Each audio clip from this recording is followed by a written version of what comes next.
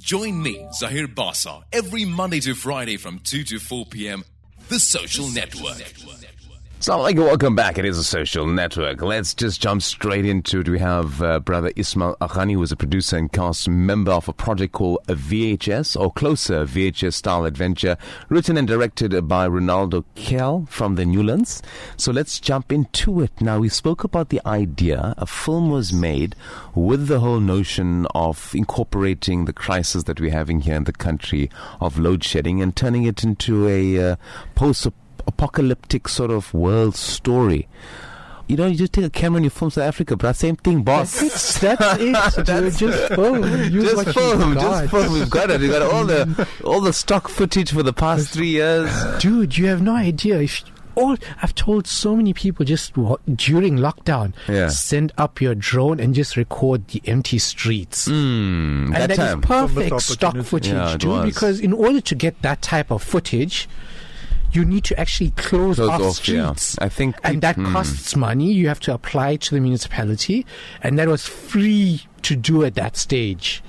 If people did that and you uploaded your footage, you can get paid for that stock footage now. I think there was an individual who was a videographer. He is a videographer, and he did a fantastic video of the unrest, from the drones to the sort of the actions that took place to the aftermath and all of those things. And that was, it went viral. Yeah. It went really went viral. But coming back to your story, now, independent filmmaking often comes with its set of limitations, as we've said. Correct. But can you shed some light on sort of innovative ideas when sort of becoming a guerrilla filmmaker, to say the least? I mean, I'm sure you've had your moments where you just run and gun shoot with the camera and just put things together and see what you can come up with. Yeah. So tell us about what you filmed. How did you put it together? Is the film complete, and where can we see it? Well, we're currently in post-production at the moment, and I like the word that you use, guerrilla, because that's exactly how we did things with a zero-budget film. Should we tell a story about the cops? Yeah, no, definitely. Yeah, that's why you're here. Yeah, a little behind the scenes, we were using a building on Ridge Road. Okay, abandoned building because it's post-apocalyptic, and apparently the building belongs to SAPS. So we decided to park the car in the building parking lot, just for security purposes. And the cops saw us there. They said, no, sorry. We started filming already. So they came, they called us, said, no, sorry, this property belongs to SAPS, and we can't allow you all to film here. So they were fairly decent about it. We pleaded poverty, and we said, no, we students, this, that, and the other. And they were quite nice. I mean, the cops saw that. I mean, they wanted to be in the movie. I said no. You said no. No, because they're too overweight. You can't have apocalyptic. Well, we're teasing the poor that is post-apocalyptic kind of scenarios, especially for our country. Yeah, but I can understand. I mean, the police didn't want to get in trouble if anything happened to us. It was only 3 of us because we are zero-budget rated film. So myself, Renaldo, and another actress that was on site. So that was it. Yeah, we had to stop from there, and we were in the middle of filming that particular scene. So yeah, we had to cut it there and then try to mix that scene in coming out in another location, which the director and editor did quite well. That's Renaldo, Kell. Yeah, the editor did quite well, whoever he is. Yeah. So just to talk about you mentioned that you're also one of the cast members as well. Correct, as the producer of the film. So how did you sort of write your role? What is your role in the film, and what significance does it have to the story? Well, my role is basically I am both the good and bad guy of the film itself.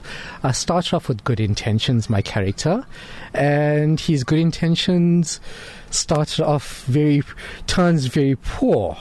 I mean, he has a very bad experience with his invention in the film, which causes the apocalypse. I don't want to give away too much, but You see, in some movies, you always follow the hero.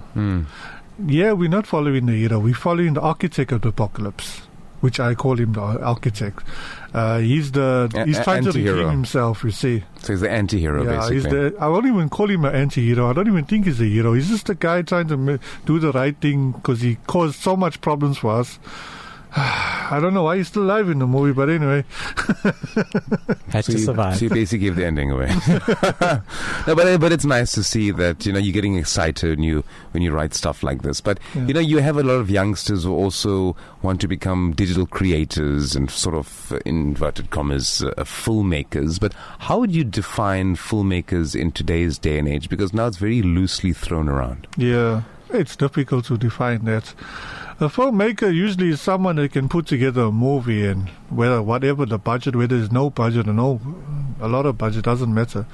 It's where you, how do you say it? It's how do you get it out there?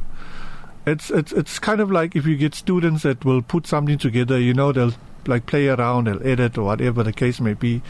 And then they say, they did this project, they did this movie, whatever the case. And it's like, it's a movie, regardless of what people think, but it's like you need to get it out there at least. Yeah.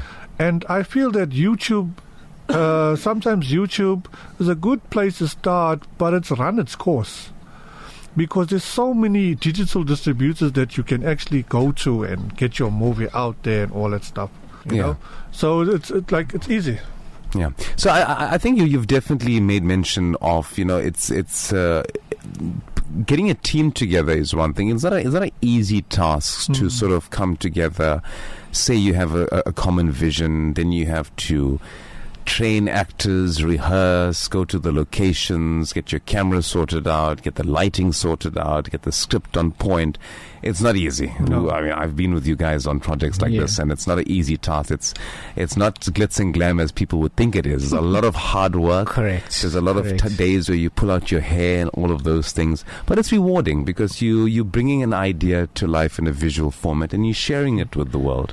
So, I mean, you've done this short film. I can see the excitement. It's a short film. How long is it? About 32 minutes. No, that's not short. That's decent. That's like a semi-half. People don't realize how much of footage you have to shoot to get to that 32 minutes. Yeah. And then to edit it, put it together. Sometimes the location's not available, then you must come back another time. But it really tests your sort of improv skills, how to think on your feet, how to think of solutions when problems arise, and all of those things, which is very important. And I think it's applicable to everyday life. But it's very much more exciting because it's creativity. Yes. So for your sort of message, Renaldo, for the youngsters or even people who, and I've met adults who've had those lifelong dreams.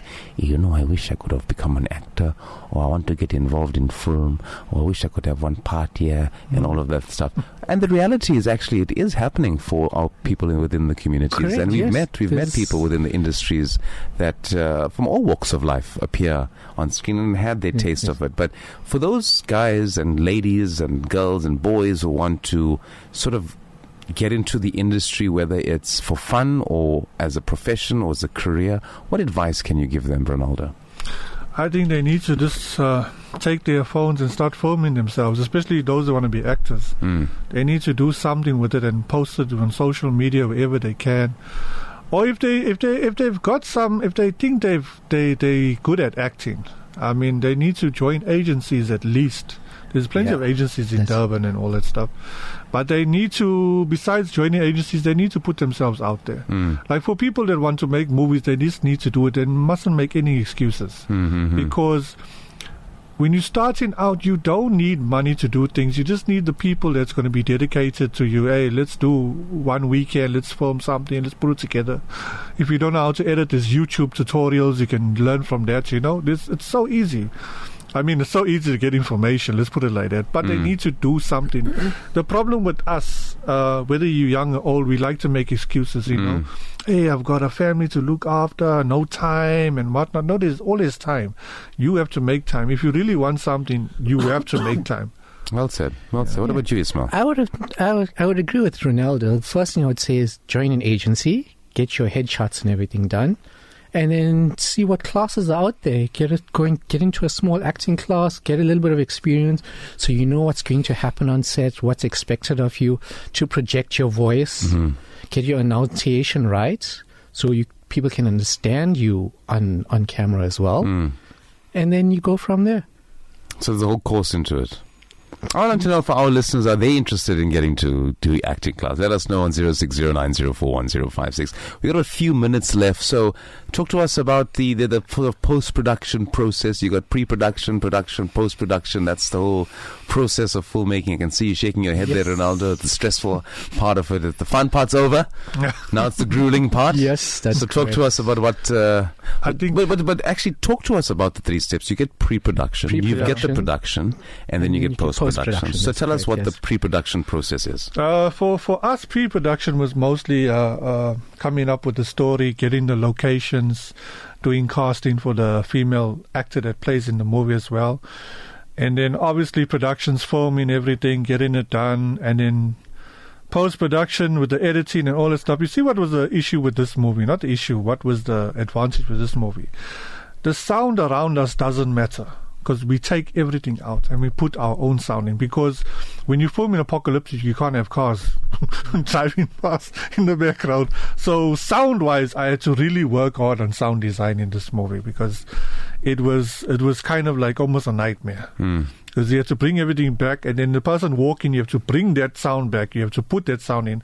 The vocals, you have to clean them properly and then bring them back in and do this and do that. So that was... I think people only see the end product. It's like, you're training for the Olympics, even though it's a 10-second race. You've got 4 years of training. The same with bringing something like this together. People only see the final product. They don't see the blood, sweat and tears that come in the process to actually formulate that whole idea. And another thing for people to learn is watch a lot of the behind-the-scenes stuff that's available on Netflix. Or online, yeah. Yeah, you watch things like Movies That Made Us on Netflix. It's a series I've seen that, the old movies that were made in the 80s, the stories about how these movies were made. And you learn a hell of a lot from there. I think my question for both of you guys is, what kind of impact does film, TV make on an individual? Do you think it plays a significant role in our upbringing, on shaping us into who we are? It does. For me, I learned a lot from movies, and simply watching what was available on SABC back in those days in the 80s. I mean, Captain Planet. At the end of that particular cartoon... Yeah, Captain Planet. Yes. With your powers combined, yes. Exactly. Yeah. At the end of that particular cartoon, there was always a specific message. Captain Planet came back on, and he gave the moral of the story for that particular episode. So that affects me quite a lot as a young person. I see, even got the colors of Captain Planet. Yeah. You got to go for it. You got to go for it. Always representing. So you watch that and you learn as a kid. Yeah. And it's brilliant. Like, we were with my lighty a few minutes ago. Safe, yes. Safe. And he was talking about Candyman. Oh gosh. Yes, Candyman is a bit of a horror, but the fact that he knew about Candyman and he was looking into the mirror in the elevator and saying Candyman 3 times, which is basically the story of Candyman. Yeah. No, we won't delve into that too much now. We don't like scary stuff. I was chuffed that he knew about something that's so old. I'm quite concerned that I don't know how you didn't know. And Renaldo, how has sort of the film industry growing up played a important role in your life? I think it gave me imagination. It gave me hope. I still remember the old shows, Airwolf and Knight Rider and all these classics. Like my first awesome movie that I ever watched was the Terminator 2. And with a lot of the movies I used to imitate them as a small boy. Like Beauty and the Beast, I used to run around the house and start roaring and doing all that nonsense. But I've never thought that one day I'll be doing movies. It was like, it was a fun thing. And then in school we had speech and drama. I was part of speech and drama and all that stuff, learning about the different plays and the different styles of doing storytelling. And now, I am doing movies. Yeah. Let's not forget one of the casualties of the film, our poor man Renaldo's cell phone. Oh, shoot. Did it got damaged in the process? Yeah, screen gone. Is that a The phone screen guard is represents gone? this type of Your battle wounds. this type of humanoid creatures in the movie, which we call walkers. So the phone represents a walker The without showing point of them. view. Oh, I see. POV. So now when Yeah. you're fighting with the walker and you hit the walker by mistake, you hit my camera too. It's gone. Should the girl got into character? You got Just into some character. method acting there. Yeah. But that brings us to the end. Thank you so much for your very quickly in a minute. What words can you say to inspire those just getting into the industry or just believing in themselves? Never give up. I think the problem with us, we always give up. Never give up. Keep pursuing. Keep pushing. If you fail, take it as a good sign because you learn from failure. You don't learn from only success. You learn from failure. Failure teaches you where you went wrong and where you can improve. So Fantastic. keep Nice words there. Thank you so much. And you, sir? Strong soldier keeps marching on. No matter what the battle wounds that you've occurred, just keep marching bravely on. Keep moving, just keep swimming. There we go. That brings us to the end of this wonderful segment. Thank you, gentlemen, so much for joining us here. Looking forward to it. Can we see your film when? Yes, it'll be When's the out. release date? Is it a red Renaldo? carpet event? It's in a distribution process, so we will announce it soon. The distributor decides where it goes, not us. Fantastic. So thank you so much for joining us. That was Mr. Renaldo, Kell, writer and director, as well as Ismail Ganie, the producer and cast member of the film called Closer, a VHS-style adventure. So tune into Radio Al Ansar every Monday to Friday from 2 to 4 p.m. The Social Network, connecting you to endless possibilities.